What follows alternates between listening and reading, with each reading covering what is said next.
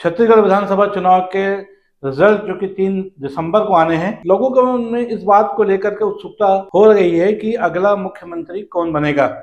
सबसे पहली चीज तो ये कि फिलहाल ये डिसाइडेड नहीं है कि इस बार कांग्रेस रिपीट करेगी या भारतीय जनता पार्टी एक बार फिर 5 साल के बाद सत्ता में वापसी करेगी। जहां तक मुकाबले की बात है, मुकाबला निसंदेह कांटे की टक्कर का कयास लगाया जा रहा है। बावजूद उसके दोनों पार्टियों के नेताओं ने मुख्यमंत्री के दौड़ में अपने अपने घोड़े दौड़ाने शुरू कर दिए हैं। जी नमस्कार दोस्तों, मैं हूं बीडी निजामी और आप देख रहे हैं न्यूज T20। हम बात करें अगर कांग्रेस और भारतीय जनता पार्टी में, सबसे पहले हम बात करेंगे भारतीय जनता पार्टी की, जिन्होंने बहुत ही जबरदस्त एक कमबैक करते हुए एक टक्कर दी हुई है इस बार कांग्रेस को। और एक समय जब ऐसा लग रहा था कि कांग्रेस बहुत आसानी से ये मैच जीत जाएगी 2023 का, लेकिन एक बार बराबरी की टक्कर में आ गए हैं। और उसके लिए जो भी रीजंस हों, लेकिन अब जो नाम चल रहे हैं कि यदि भारतीय जनता पार्टी कांग्रेस में आती है तो कौन बनेगा मुख्यमंत्री, इसमें सबसे जो बड़ा नाम है वो है पूर्व मुख्यमंत्री डॉक्टर रमन सिंह का। रमन सिंह जो इस सूबे के 3 बार मुखिया रह चुके हैं भारतीय जनता पार्टी की तरफ से। आपको याद होगा कि डॉक्टर रमन सिंह पहली बार 2003 में मुख्यमंत्री बने थे और उसके बाद 2008 में उन्होंने दोबारा अपनी सरकार को रिपीट करवाया अपने दम पर। और उसके बाद 2013 के चुनाव में तीसरी बार पार्टी को सत्ता में लाकर उन्होंने हैट्रिक बनाई। ये वो दौर था जबकि 2013 में बस्तर में एक नक्सली हमले में लगभग 30 बड़े नेता कांग्रेस के मारे जा चुके थे। उसके बावजूद भी कांग्रेस की सत्ता में वापसी नहीं हो पाई थी। लेकिन 2018 के चुनाव में कांग्रेस ने वो कमियां पूरी करते हुए एक जबरदस्त वापसी की थी और तब 68 सीटें जीतने के बाद भूपेश बघेल मुख्यमंत्री बने थे। एक बार फिर डॉक्टर रमन सिंह के हालांकि सबसे बड़ी दावेदारी बनती है, लेकिन भारतीय जनता पार्टी ने जिस तरह से कैंपेन चलाया, उन्होंने किसी को प्रोजेक्ट नहीं किया कि अगर भारतीय जनता पार्टी सत्ता में आती है तो किसको मुख्यमंत्री बनाएंगे। लेकिन कुछ चेहरे ऐसे जरूर उन्होंने उतार दिए मैदान में। इस बार ये उनकी स्ट्रेटेजी थी। जो सेंट्रल जो उनकी जो गवर्निंग बॉडी है, उन्होंने न सिर्फ छत्तीसगढ़ बल्कि राजस्थान और मध्य प्रदेश में भी एक नया दांव चला और उन्होंने सांसदों और मंत्रियों को, केंद्र सरकार के मंत्री और सांसदों को इस बार विधानसभा चुनाव मैदानों में तीनों राज्यों में उतार दिया। इसी कड़ी में छत्तीसगढ़ में भी रेणुका सिंह सरगुजा से, गोमती साय रायगढ़ से जो कि सांसद हैं, तीसरे अरुण साव जो कि बिलासपुर के सांसद हैं, इनको चुनाव मैदान में उतारा। जो पहली सूची घोषित की थी भारतीय जनता पार्टी ने, उसमें विजय बघेल दुर्ग के सांसद का नाम उन्होंने सूची में डाला था। विजय बघेल को खासतौर पे इसलिए उनके चर्चा अलग से होनी जरूरी है क्योंकि वो मुख्यमंत्री भूपेश बघेल के खिलाफ उनको चुनाव मैदान में उतारा गया था, जो कि उनके रिश्ते में भतीजे भी हैं। इसलिए यह माना जा रहा था कि भारतीय जनता पार्टी डॉक्टर रमन सिंह के अलावा अरुण साव जो कि वर्तमान में भारतीय जनता पार्टी के प्रदेश के अध्यक्ष है, उनकी भी दावेदारी को उन्होंने एक तरफ से संकेत दिए कि उनको भी, क्योंकि जब मुख्यमंत्री बने थे डॉक्टर रमन सिंह तब वो प्रदेश अध्यक्ष थे, उनके नेतृत्व में चुनाव लड़ा गया था और जीतने के बाद उन्हीं को मुख्यमंत्री बनाया गया था। ऐसा ही कांग्रेस के समय भी हुआ था।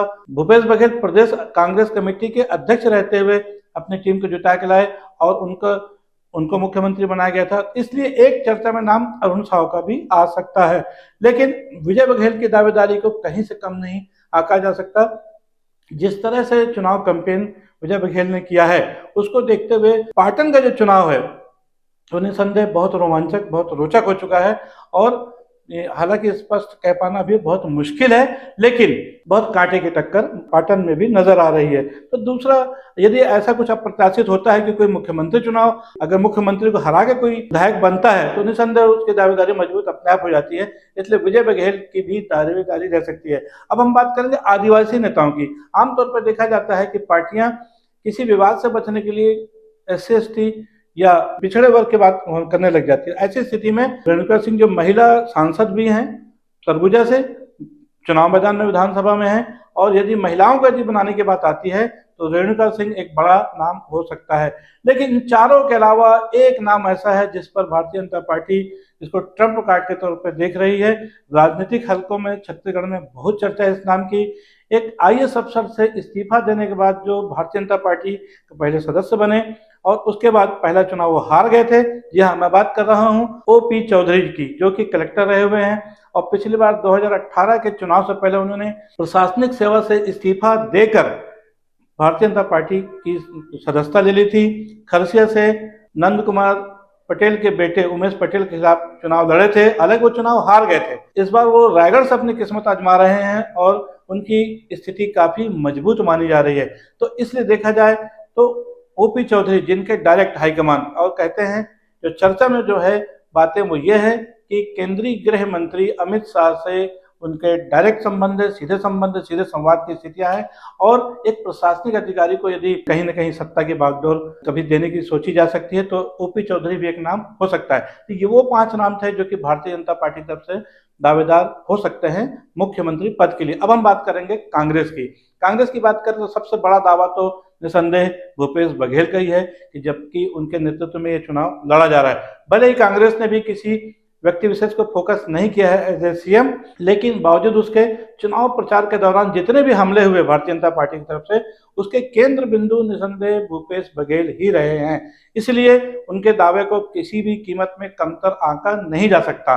सत्ता में यदि कांग्रेस की दोबारा वापसी होती है तो सबसे बड़ा दावा भूपेश बघेल का ही होगा। उसके बाद जो दूसरा नाम जो बड़ा चर्चा में वो है अंबिकापुर के महाराजा टी.एस. सिंहदेव का, जो कि पिछले बार चर्चा में भी थे, विवाद भी चला 2.5 साल का, हम सब ने सुना है, आपने भी सुना है, इन दोनों के बीच में। और कांग्रेस आलाकमान ने अभी 3-4 महीने पहले उनको उप मुख्यमंत्री पद की ताजपोशी कराकर उस मामले को शांत करने का प्रयास किया।